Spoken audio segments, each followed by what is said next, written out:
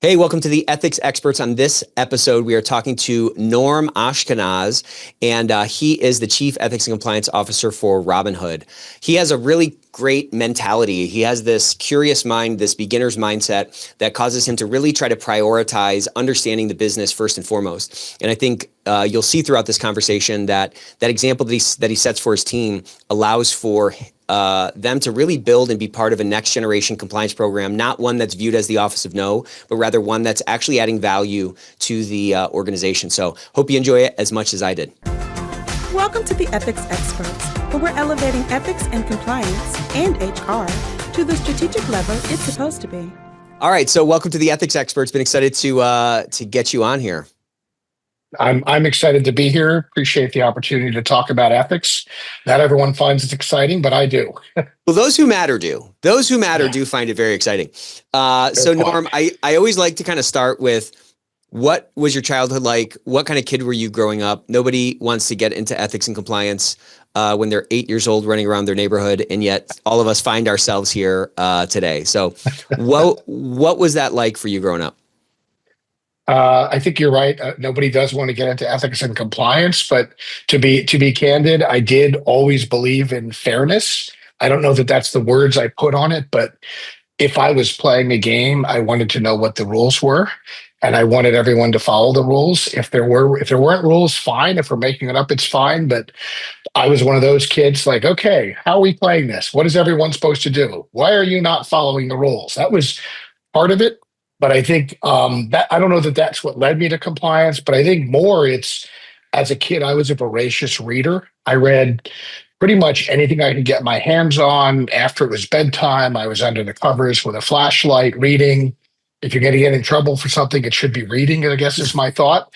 But that's really what I was doing. And I always asked a lot of questions and challenged everything. I wanted to know the why on everything, and maybe more than some, and maybe more than my parents bargained for.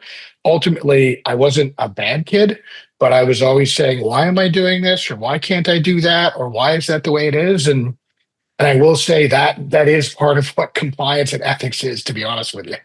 Isn't that funny how that's like in your DNA or something? Like that shows up in a kid. I mean, I have 3 kids, and their personalities are so different. And it's like, they've been that way from day one, and they'll probably be that way when they're 80. You know what I mean? Were you that way? I think whatever I am right now is how I've always kind of been. I was that way. Really kind of trying to see where the line is on stuff. Like where's the actual line? Because everybody kind of says the line is here, and it's like, it's not actually there. Where is it really? So I was a little bit of a line pusher, and I guess I still am to some degree. What was your path into compliance? What kind of got you into this pool that we're all swimming in? So first, it wasn't intentional. I don't think I knew what compliance was. There's an old Depeche Mode song from the 80s with compliance in it somewhere. That's probably the only time I heard the word until I actually, got into the working world, and probably got much further along in the 90s. I mean, I started off as a lawyer. I was a litigator. I was doing arbitration work. I was doing legal advice, regulatory advice, all kinds of that kind of work for a long time. And, compliance was something that it was the group that you went to say, can I have these reports? Because I got to go try a case. I didn't think of it much more than that, really, until I had a few colleagues move into that department at probably 3 firms ago, and started to learn what they were doing. And one of them said, hey, I was a little burnt out doing litigation arbitration in the 90s at a certain point, and they kind of said, you should try this out. We need somebody to start writing policies, writing procedures. And I won't go into huge detail, but really when I was doing a lot of my legal work and defending firms and reps, I was always very interested in, why did things go wrong? What was the cause of this? I wasn't, it'll be sacrilegious as a lawyer, but I wasn't as excited about the cases, about the case law and the precedents. Yes, it was important to write the briefs, but I would understand, why did this go wrong? Was this Was the product inherently bad? Was this a rep who was inherently bad, or had they not been trained well, or was it just not communicated well, or like what was the problem that was there? And I would dig into that. I felt it would help me defend the cases. And as I did that, I realized that was much more of an interest. And as I talked to people about compliance, it kind of felt like that's what compliance was doing. And that's a role opened up. I interviewed with the CCO at this a few firms ago. And I don't know if this was good or bad. I might have blown the interview, but she was asking me what I thought compliance was like. And I, on the spot, said, I feel like right now in the legal side, there's a parade and there are marching bands and there are elephants and there are horses and there are drummers and everybody. And then there's this huge mess left behind and someone's got to clean it up. And what the litigators are doing and the arbitrating lawyers are doing is cleaning up the mess after the parade, and reg lawyers. And compliance to me, I described, felt like maybe you're putting diapers on the horses and the elephants. Yeah. Maybe you're not going to have an elephant in the parade. Walking with the trash can behind the elephant, maybe, yeah. Right. Or maybe you're feeding better food to these animals so there's less of a mess. And maybe the marching band can't have streamers all the time. So it really felt to me like let's get ahead of the problem and let's try to avoid it. And I know that's a long description, but that's really how I found myself in compliance. And I walked out of the interview thinking, there's no way I get the job. I just described cleaning up, stuff. And yeah, as soon as you walked out of the room, she was like, he gets it. I didn't know that at the time, but really it is. So that is really how I ended up in compliance. It wasn't intentional. It just kind of happened. And that's 20 plus years ago. And I've loved it ever since. So I want to go back to the litigation days and the arbitration days. Mm-hmm. What was it about that? You said you kind of had this sort of inkling or this instinct to focus on this sort of root cause analysis thinking. But what was it about that role that was attractive to you, either when you were in law school trying to figure out which path you were going to take out of it, or once you were in that kind of role that really kind of satiated you? What was it about litigation that you liked? I liked the action. I mean, in law school, I did moot court as one of the things in law school. I had a trial advocacy class. I did moot court. I ended up doing some competitions, and I was one of the editors on the moot court board. And I really enjoyed that aspect of things. And it felt like a lot more action than pushing documents and reading with heads down. And I think that is really how it felt like. That's where the action was. And it was really an effort. You have a give and take. There's arguing going on. Obviously, you're trying to sleuth out stuff. You're questioning witnesses to see what they're going to say, trying to figure out how to ask them questions. And I found that really challenging and interesting. And that felt much more satisfying to some others. But to be honest with you, as I'm sure any of my former colleagues know, you're not spending a huge amount of time actually doing that. Right. You're doing a lot more of that prep work. And oftentimes you're settling right before the case begins, or you're settling halfway through. And that just felt very dissatisfying to me. And you would certainly do it if it was best for your client.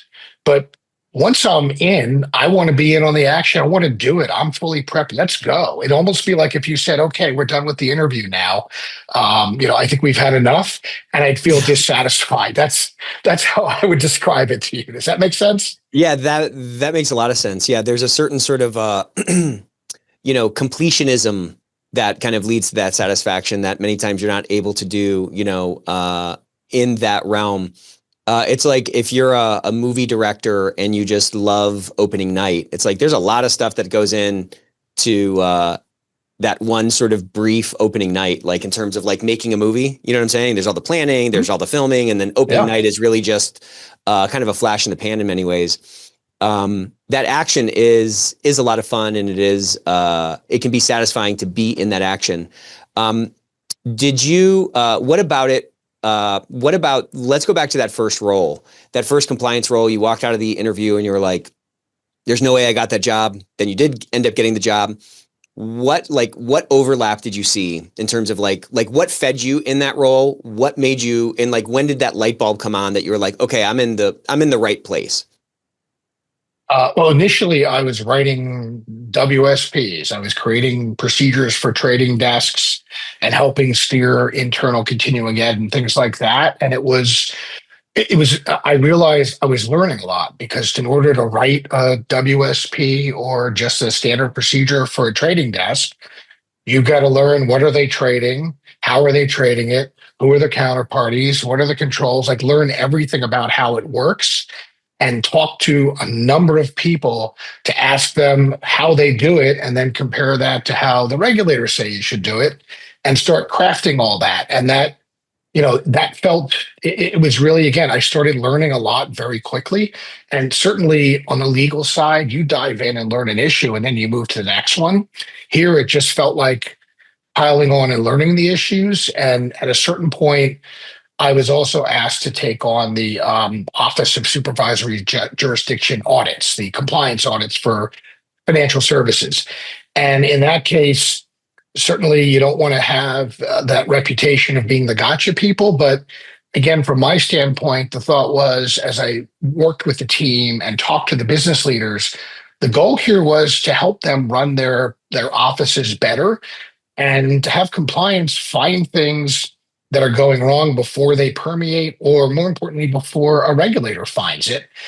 But you don't want to make the experience really negative for people. So it's really figuring out how to have them learn something as well and come up with some objective measures for who's doing better than others. And, those are all things that were happening in about a 12 to 18 month period.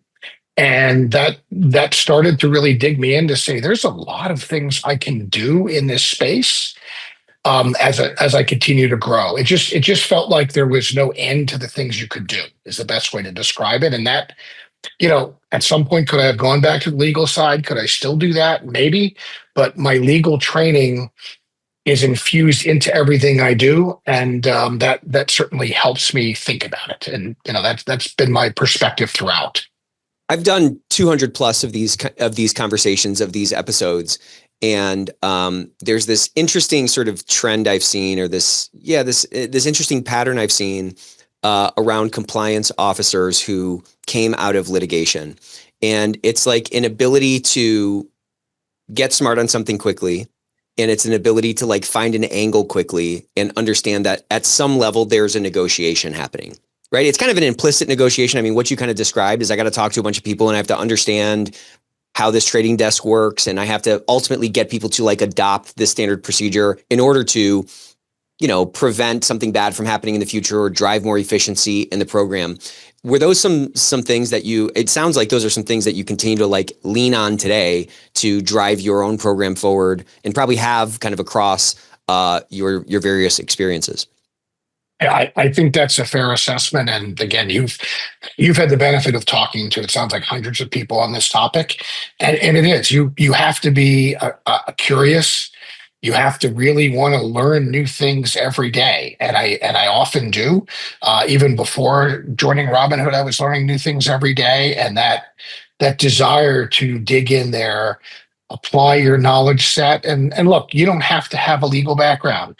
MBAs do really well in compliance as well if they've had that experience of how do I operate something and how does it not work properly and how do I build a strategy to execute things. There's a variety of paths. Legal over the last 15 years has become one of the primary ones, but not the exclusive one. Well, yeah. And I think what you're talking about is like, if you're a smart person who's curious, who kind of has an eye for quality, you can find a home here at some level. Yeah, I'm always looking to improve things. It's sometimes it can cause issues with some family members at times because I walk into a situation, it could be a restaurant, it could be a store, and I'll see something that's not running well. And I'll say, they shouldn't be doing it this way. They could do it this way. And then a lot more people could be served faster. Or I don't understand why they're doing this. And I get this funny look and say, can you turn off your brain and just sit in line like everybody else? Order the appetizers, will you? Just wait in line, please. But that is kind of what happens. And you probably have used this analogy. I don't know if it's chicken or egg. Do we do this because that's who we are, or do we become this way because we do this? I don't know the answer to that. Could be both. Yeah, it's like an eye for optimizing. It's an eye for kind of finding problems, and it's an eye for, just improving things. Do you think you've always been that way, or is that something that you kind of realized that you were good at and realized it was unique? I'm kind of fascinated by this thing of like strengths and weaknesses and the extent to which who we are is a function of like what we end up sort of oversampling or over kind of leaning into as we get success in something. You know what I mean? Like, um, and many times those things end up becoming things that we define ourselves by. Somebody who's like an A student, they're probably like, as an infant, they're not an A student. Obviously, they're not even in school. But at some point, there's some kind of a feedback loop, or there's some kind of like satiation that comes from, oh wow, I'm smart. Okay, I define myself as being smart, and then they sort of like go off on that trajectory. As you reflect back on your own life, do you feel like that's something that you've seen as like a superpower that you've leaned into, or is it something that you've just sort of like looked back and said, oh wow, I guess I'm this way? I think it's probably more the latter, that I realized I was that way. I think I mean, even going, I know we started at childhood. Everything starts and ends with childhood. We know that, but I was always pushed in a way to say, "Have you done your best?" It wasn't, "Is it perfect?" It's, "Have you Mm. done the best you can do?" And if you haven't, and sometimes you're a kid, you want to say you have, and you realize you can't, or your parents see it and realize you're about to lie and say, "Don't answer the question, just go redo it." I had those moments where I was pushed to do that. And that really became, you know, part of how I drove myself. I had internal motivation after that to say, can I do this better? Can I jump higher by an inch in whatever thing I'm doing? Can I improve this? And, it's sort of, I didn't realize it until I was looking back many years later. And it's really, I guess it in part is a superpower. And what I'll also say is, at one point in my career, I had a senior executive who I'd been working for, I don't know, 5, 6 months at another firm, who said, "Do you know what your brand is?" This is like, "Not really. What is my brand?" And I was expecting something terrible. And, you can edit this or not, but he said, "You're known as somebody who just gets shit done. It may not, whatever it is, you take it and you get it done. And if you don't think it's done right, you do it again." He said, "That's your brand." And I said, "All right, I guess I'll take that. Is That's a it a good brand. negative or Yeah. is it a negative or a positive?" I had to ask that question because it implied otherwise. But that is kind of what happens there. Because sometimes it's, you get it done, but you get it done right. Man, that's a strong brand. I wish I had a brand like that. I'm sure you do. All right. Well, I'll give you my wife's number and you can share that with her in our brief interaction. So, in that first job, there was a bunch of stuff that seemed super interesting. What was surprising about the job? Like, nothing ever, totally fits our expectations, right? Sometimes you're a little bit right, you're a little bit wrong. What were some of the surprising things, or what were some of the things that were like surprisingly hard to do that you thought would maybe be easier or something like that? You mean first compliance job? Yeah. Just, you were doing litigation and you're stepping Yeah. into this new realm. You Yeah. talked a little bit about what you loved about it and the kind of interesting aspects of figuring out, how the Certainly. machine works or something. But there's always, it's called work, and there's frustrations and there's surprising things to the negative. What were some of those things? Well, I think it's that, at least initially, you don't have. I mentioned that moment when you go to trial or go to arbitration or do a testimony representing somebody. You have that denouement when you get there, that big climax moment. But you don't get that same. Maybe you don't get that same feeling when you've completed a desk procedure. It doesn't feel as momentous. So that was kind of the, okay, I get it. I accomplished something. I've delivered it. But it didn't feel, at least initially, as exciting until suddenly I looked and realized, oh, we've created a whole array of these things. Mm. Or at one point, I worked with somebody from the parent company where I was to overhaul the branch audit program and make it more, I'd say, risk targeted properly, create more objectivity and the like. And at the end of that, said, "Wow, we've done something really new here," but during the process, it feels like you're not, because it's months. So, it was surprising that it took so long to slog through it. And yes, Trial prep could be months and months, or an arbitration, but you had various time frames. You knew here. Sometimes it felt like progress was sideways till you get ahead. Yeah, it's like it's just one foot in front of the other. It's one foot in front of the other, and you're looking down at the trail, and it's not until you kind of pick your head up and look over your shoulder, and you're like, "Oh my gosh, I've come so far!" Or "Wow, we're so much higher. This is a new view I haven't even seen before." Exactly. Exactly. So, as you've been in the compliance game, you've probably developed some like major tools. Like every craftsman has his favorite tool, you know. What are and I I'm kind of using that as a metaphor for your like philosophies around what a strong compliance program should be and the impact that a strong ethics and compliance program should have on the business. What are some of those sort of foundational perspectives or frameworks or philosophies that you've developed over the years?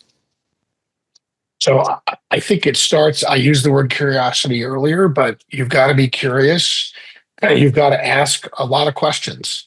And maybe it feels like I'm doing my development 360 here, but I've also gotten feedback in the past to say, you ask a lot of questions. You make people feel like they're being cross-examined sometimes.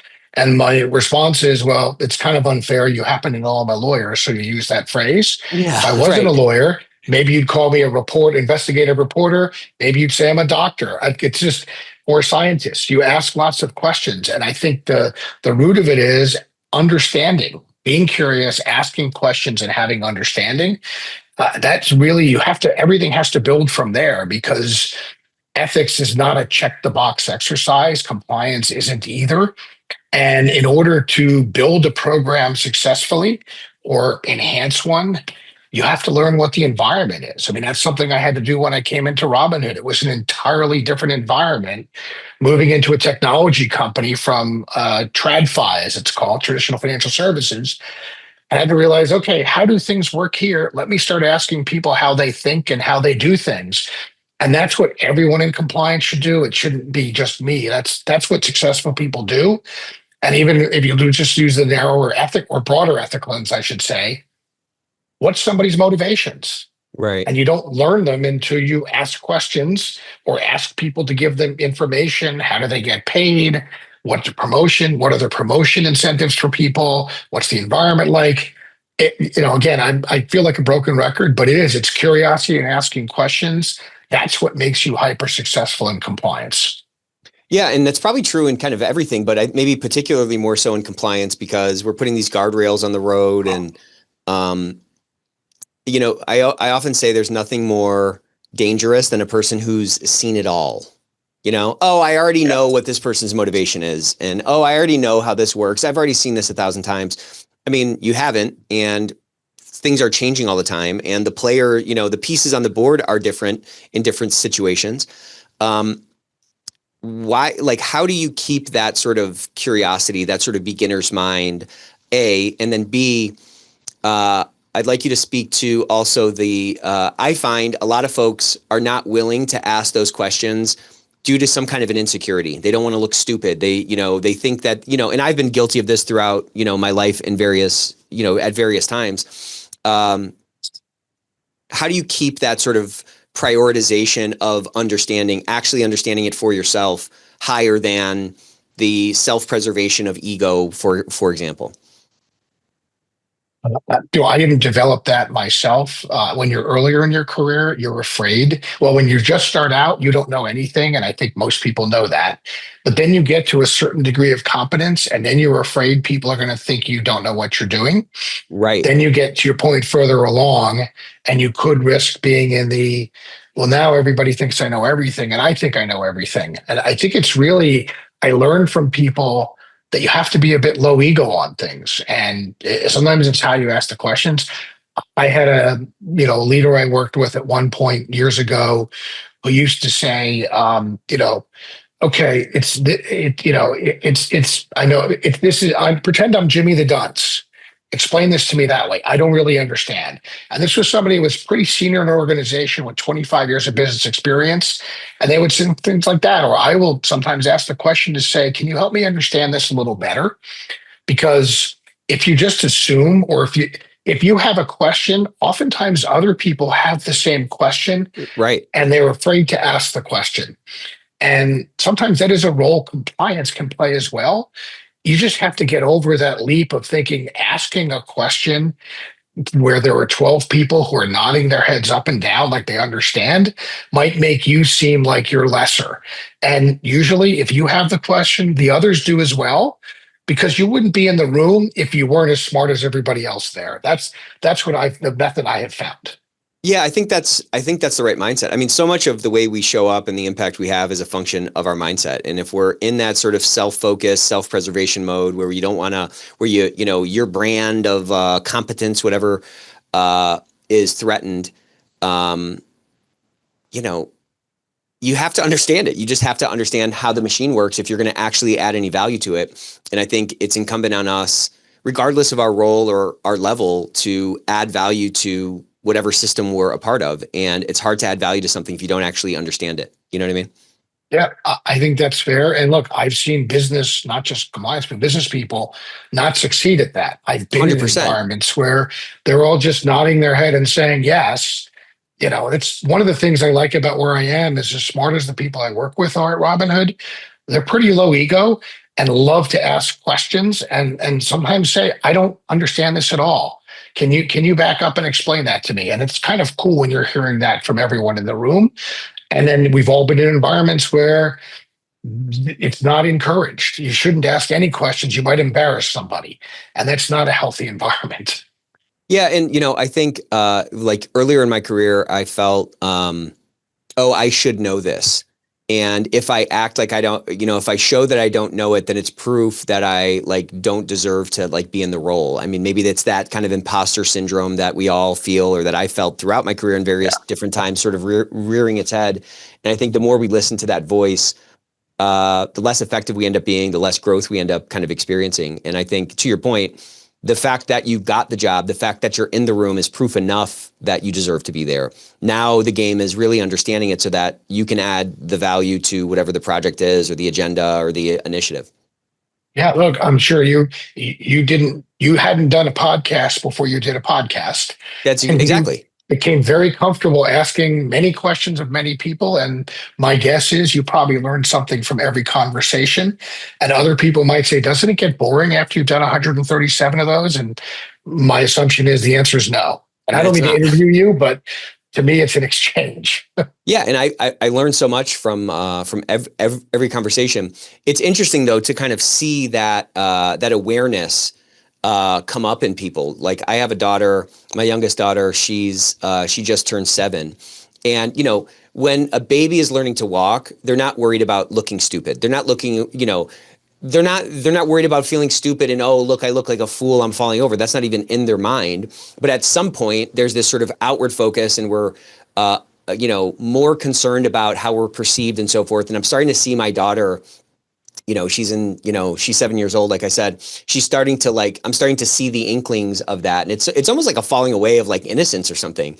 And we end up, or, I wasted so much time sort of living in the minds of those around me. And I had no true view into how people thought. I just sort of thought this is how they thought. And I was just so worried about avoiding it. And it's almost returning back to that sort of beginner's mindset allows for way less wasted calories and way more kind of application of whatever gifts I might be imbued with, Yeah, that's well said. It feels like we're having a therapy discussion. That's what it Yeah, I'm feels about to like. lay down here in a second. If you have a notepad, that'd be great. Or vice versa. We'll just get couches.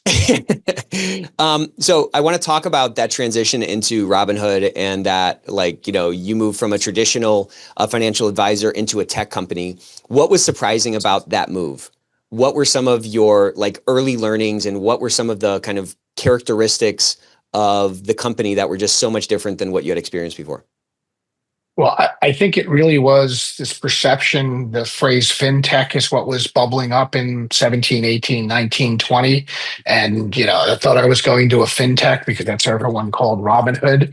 I realized, it took me maybe a month or two to realize I wasn't at a fintech. I spent a long time at Fidelity. They spend billions of dollars a year on technology developments imbued in what they do. Pick another large bank or a healthcare company. They're doing that as well. fintech is kind of, just is. I was going to a tech company, and that's really, it took me, as I said, a month or so to realize this is a tech company. And the product set and the customer set is in financial services, but that was the DNA of the company. It has an engineering mindset and a mindset of, user instead of customer, and how do we iterate and how do we, launch something and then scale it over time and then have quick scaling and the like. And once I got to that moment to realize that's how people are thinking, it enabled me to have some different conversations than I've been having before. And, I mentioned earlier, talking to people, what's somebody's motivation?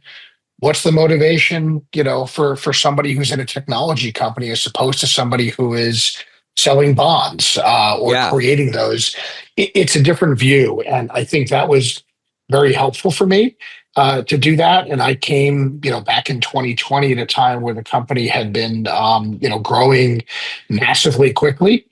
And we really needed to build out and scale a full stack compliance program to cover the company we were and we're going to become, as opposed to the smaller tech company we had been. So that's really the best way to describe it. Did you, was that like a refreshing change, that different mindset, that iteration mindset, that sort of, a tech company is very fast, they're famously, whatever it is, what is it, like break stuff and grow or something? You know what I'm talking about? Like move fast and break stuff is the quote, which is probably not, a banner in most sort of like traditional, old economy companies, whatever you want to call them.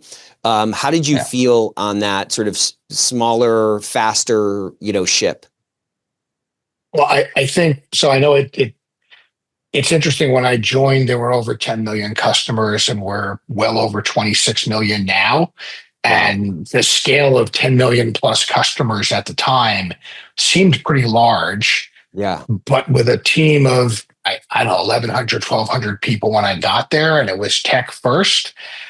I think move fast, break things is the phrase people use. But if you're in a highly regulated industry, defense, pharmaceuticals, biotech, financial services, that doesn't really work for the customers, and it doesn't work for your regulators and governing bodies. And I think it was interesting trying to balance the two. Yeah. And really, my goal coming in, I don't think anybody ever said to me, move fast and break things. That's really from the outside. From the inside, the conversation was more, we want to deliver more to our customers as quickly as possible. We want to scale it as quickly as possible. And, we don't want anything to get in the way of that we don't have to do to meet our obligations and make sure the customers have a good experience. And sort of, running with that, I would almost describe it as you're building the plane while it's flying at some extent. As you're building out an infrastructure, that's not what we're doing now, but that's kind of how it had been as many companies. And I think for us, it was really this concept of just taking the regulatory frame, the controls, compliance frames, and infusing them into the tech company without trying to turn it into a traditional old line financial services firm. I use old line loosely, but I couldn't turn it into something else. And all of us who came in, general counsel, the other senior lawyers and compliance people, the goal was to just bring more into it, but not transform it into something that it wasn't. And that was a really challenging balance to do that. And that's what we do every day. And it was really exciting to do that. And I feel we did something special by ensuring customers had this fabulous experience, and that all obligations were met, and that we could, give them everything they needed to have a positive experience and a positive outcome. No guarantees, of course. Yes. And this is not financial advice. I think I kind of painted in too broad of a brushstroke, because to your point, there is that balance between it being sort of tech forward, but also highly regulated.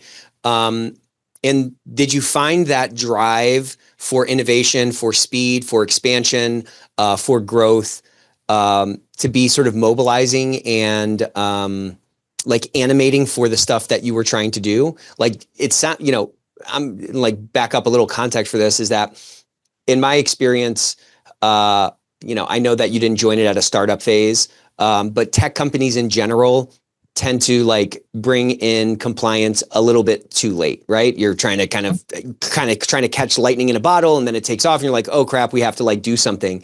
And I don't know the details at Robinhood per se, but it sounds like you were brought in to make sure that the growth that came was going to be sustainable growth that wasn't going to like lead to these unintended consequences. And you were kind of invited in.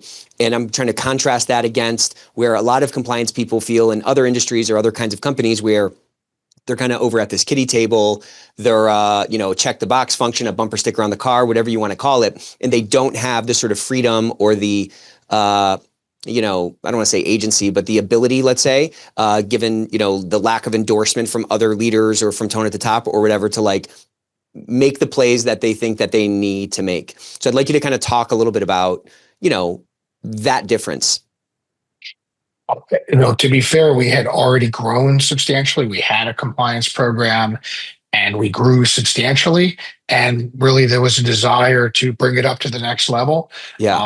Obviously, Robinhood had some challenges in the past. We're well behind us at this point, and we've, regardless of where we have been and where we are, we have a safety always value. And I know people see value and say, oh, values, they don't live them. But from the minute I came in, and even in my interviews with various executives coming in, I got a sense people wanted to do the right thing.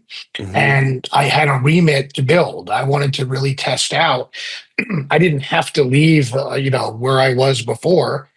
I had to be comfortable coming in and saying, okay, do I have a remit here to staff up appropriately? Do I have great legal partners who have the same remit to build out what we need to set us up for the scale we have and where we want to grow? And will I have that support?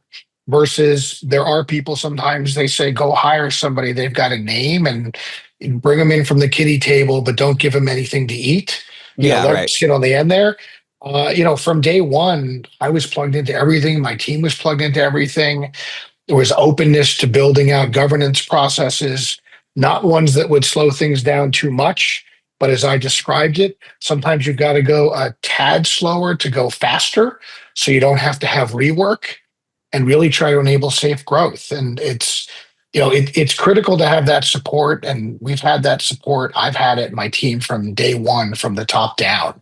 Again, you're at industries change, companies grow very quickly. And sometimes you just have to bring more people in, or bring people in who've had different experiences than you've had before, that can help you build towards, what you're going to be. Yeah, that future vision. So how did you kind of test out if that remit to build, as you called it, was real? And what signals did you see? You obviously accepted the job. What signals did you see that kind of confirmed it for you? I think it was just the openness to entertain my questions. I asked, in the interview process, I asked a lot of probing questions about, business model, about why we were talking to me as opposed to other people, what the need was, what the goals were. And really try to get a sense of who I'm talking to. And I was offered the opportunity to talk to as many executives as I wanted to, as many times as I wanted to throughout the process. So that's a good sign. That's a good sign. I mean, ultimately, you're taking a risk either way. But to me, it felt like an opportunity to jump into something that was entirely new. And my own company and most companies back at the time were all talking about Robinhood. Like, everybody was talking about this company. Everyone had internal groups saying, how do we get replicate that? Yeah. How do we get the 20-something customers and early 30s customers? How do we attract them and delight them? How are they doing it? Why can't we? So my thought was, well, they've got them and everyone's talking about them. And I've been asked to come in here and help build and scale and really, grab this generation of, I think the median age was 31 of customers at the time. Wow. And much more diverse than the customer base at other firms, and say, I'd be silly if I didn't jump at this chance to take everything I've learned and done and help build something new here and make it great. And that's really what the path has been for 5 years. I don't know that I expected 5 years, but it's it's been a great journey, and I continue to be energized by doing those new things. And that's so it's a long way of saying, I took a jump just like anybody else does when they take a new role, but I had a sense the culture was where I wanted to be. I had the support that I needed. And that, again, there were other experienced heads in there, and Vlad and Beju, the co-founders and CEOs at the time, smart as a whip, and they really wanted to do the right thing, and they wanted to put the customer's needs ahead of everything else. What else can we do for them? And how cheap or free can it be?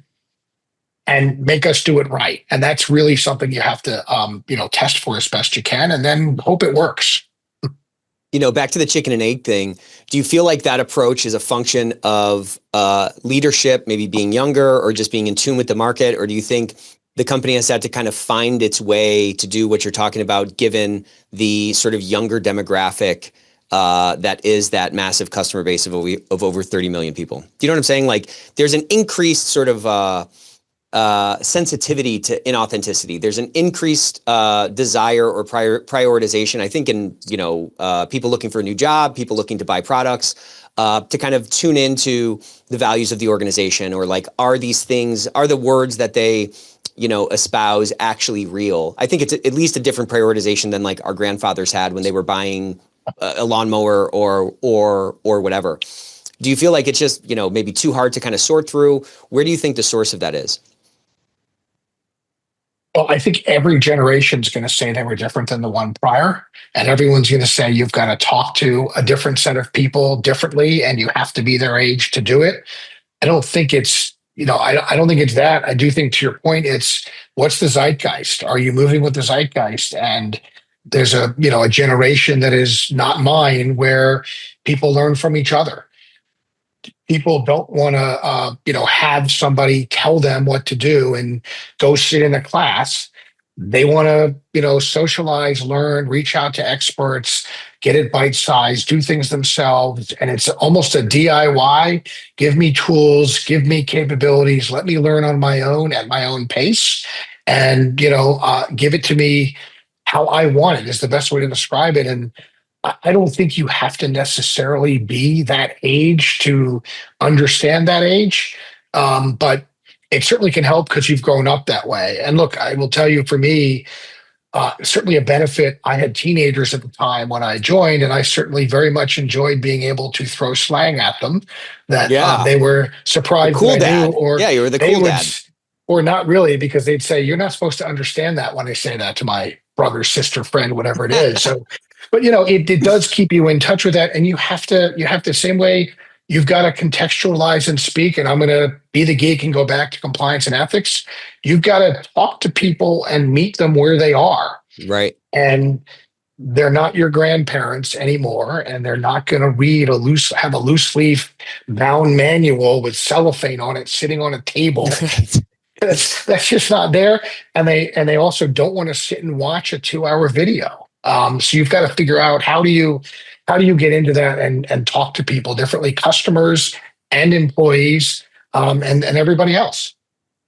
I like how you said that you have to tune into the zeitgeist, and that zeitgeist is changing all the time. And that's obviously true kind of externally in the market, but it's true within the organization as well, because the cultural, winds kind of keep blowing and they keep moving.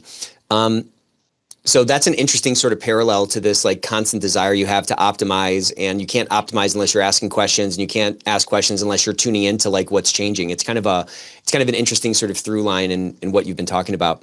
It sounds like when you were brought on to, help build the program, help take it to the next level, help kind of lay the foundation for the growth that was hopefully coming, which did come. And it sounds like you had an endorsement or a remit to build, as you say. That's kind of akin to some kind of positional authority. And when I became a dad, and then again, like a fool, when I became a CEO, I thought like, okay, well, people are just going to listen to me because I have this title. And I very quickly realized that you have to say things a bunch of times, and the positional authority that comes along with being a CEO really kind of means nothing at some level. Thank goodness my team doesn't listen to this podcast, but it really doesn't mean anything. What actually matters is the kind of relational authority that you're able to establish.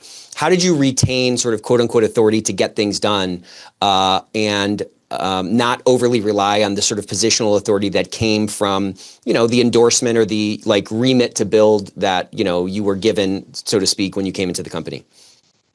Well, I do want to sort of get away from the me because it's a we in this case. I mean, I have a large team that we continue to grow and scale all the time. And it's not a one person band.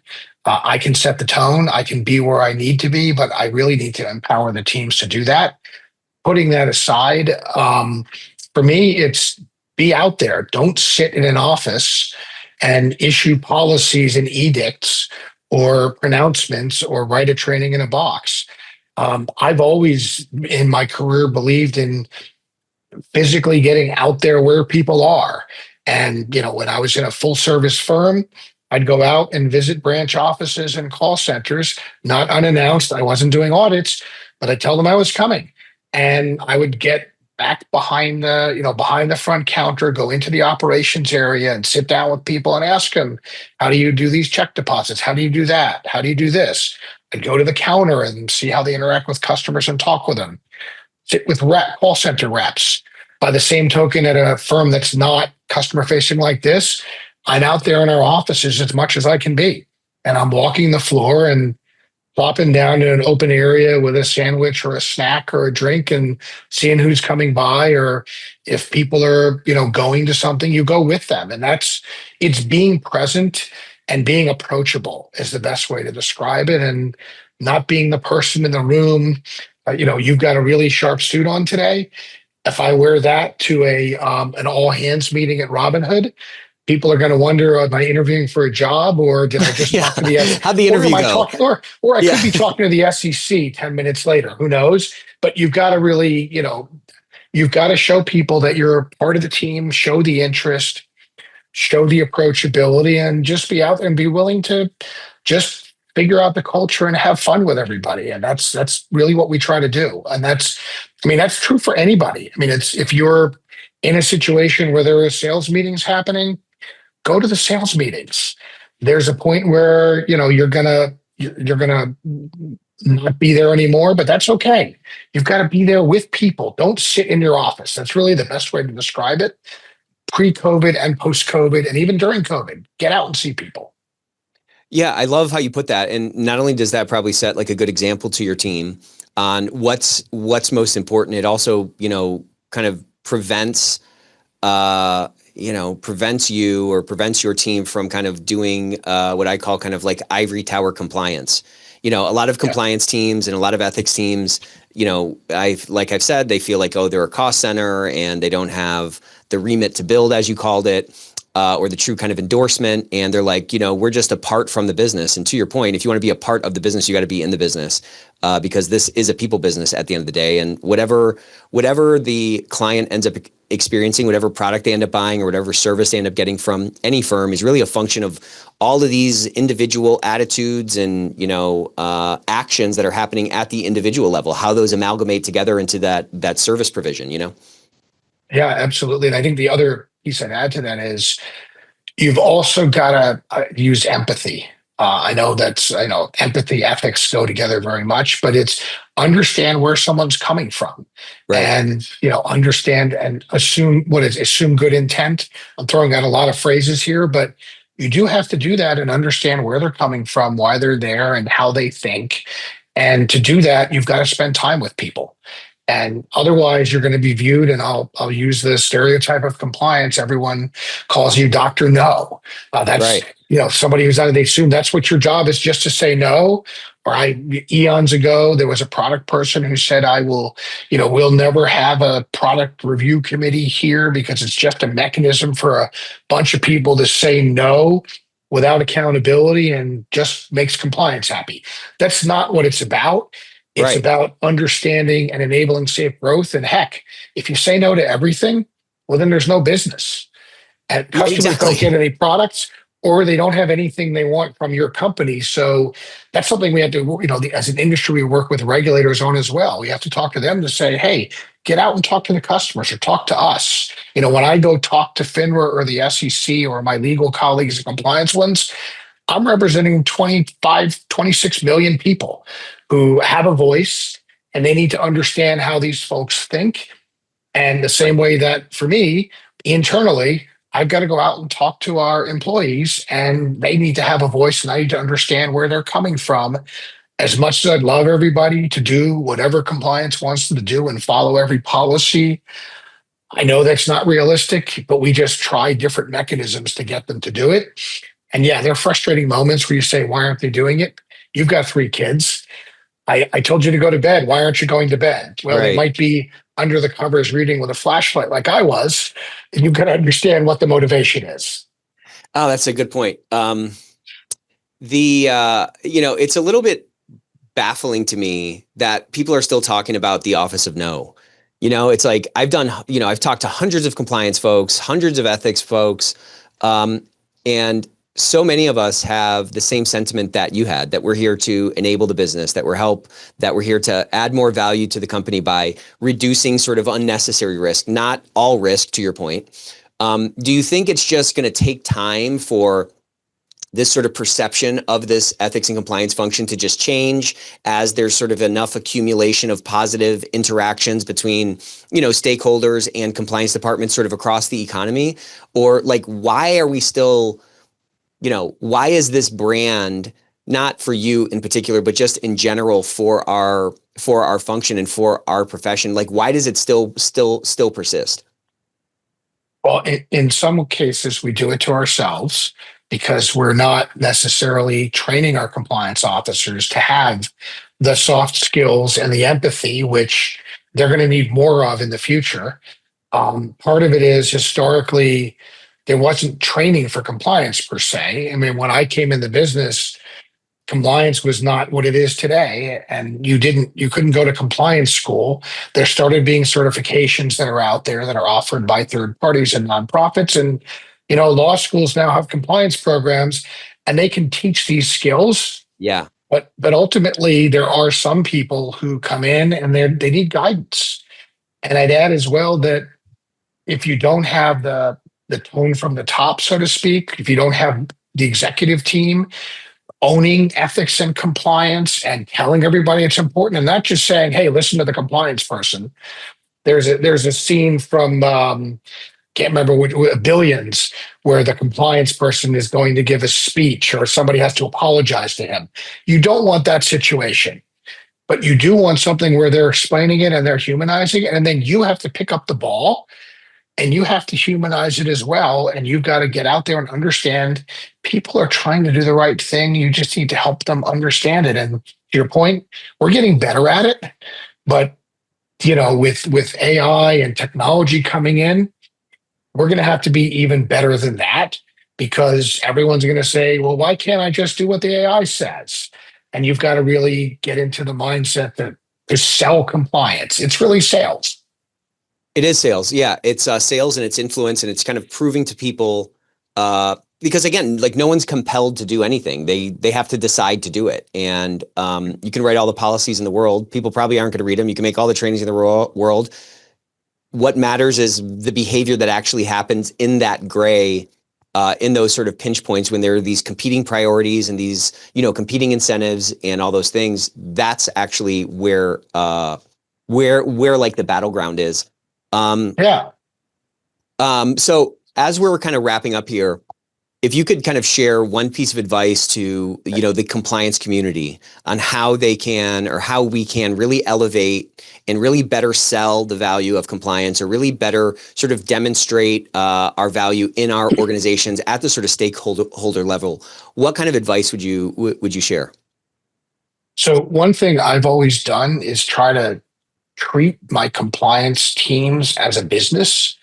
Your department, oftentimes you don't have a profit line, but the other thing people say is compliance is just overhead. It's an expense. Yeah, right. But if you run it in a way where you're demonstrating the value, And sometimes demonstrating value is showing that you have for your operational things. Do you have capacity models?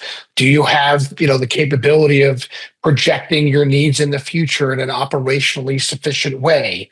Are you able to demonstrate that you're using the budget wisely and adding value? And marrying that with telling stories. Some of it is told for you. A regulator or a government agency did something horrible to another firm. You can look at that, do an evaluation, and say, here's what happened to somebody else. We have the same business. We've taken a look at it. And here's the things that we put in place with your partnership and support that have shown why this didn't happen to us. It's like connecting the dots for people that you can't always do. And then the other piece is we have to really humanize it, like recognize we are a business, we're part of it, we're human, and make it real for people and give them the whys on things. So don't spit out a rule and says rule XYZ.7 says you must do X. That's why you have to do it. Sometimes it's saying, here's why this rule is in place and what it's attempting to achieve.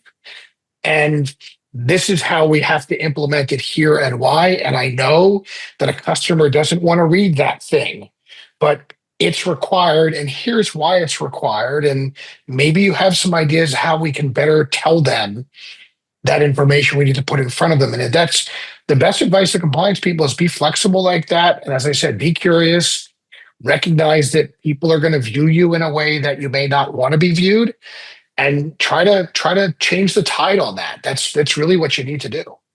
Well, and there's a lot of opportunity in that. If someone's expecting you to be a no and you instead are a flexible yes, let's figure out a way to get it done, that pattern interrupt can be very, very, very powerful in driving that influence forward. And something you said there was running the department like a business, and I think that's so smart. A business is just a collection of a bunch of businesses. It's a collection of a bunch of departments. And the more we can show up as business people that can connect to the objectives of the organization or show our value, that we're thinking about things in a smart sort of business-like way, the easier it is for people to see that value. And again, not to nerd out too much, but that thing you said about kind of telling the why and using storytelling, to your point, like any regulation that exists, any rule that exists, it exists for some reason. And that reason is usually some kind of story where something went wrong. And so providing that context allows for a bunch of rules or a stack of policies to move away from being perceived as just kind of arbitrary, as like, oh, okay, I understand why this is important. It's right there for us, I get so excited in this industry because I think we all want ethical cultures. We all want businesses that are performing better in places that we're proud to work. And so much of that is really in our power to drive that influence flow forward into the company. Yeah. And look, ethics has to be real. It's not a thing off on its own.